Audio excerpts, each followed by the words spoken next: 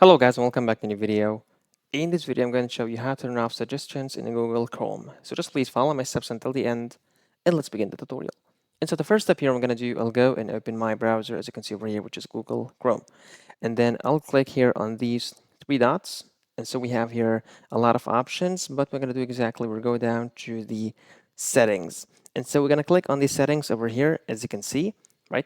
And now once we click in settings, we have my picture over here. We have sign in Google services, manage your Google account, customize your Chrome profile, import bookmarks and settings.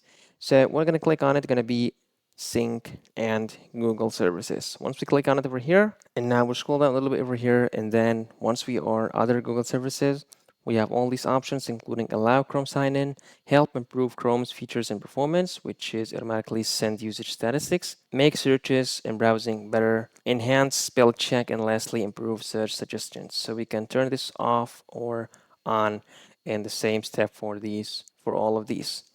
At the end, that was all today's video. If you find this very helpful, please don't forget to like the video, subscribe to the channel, and thanks for watching.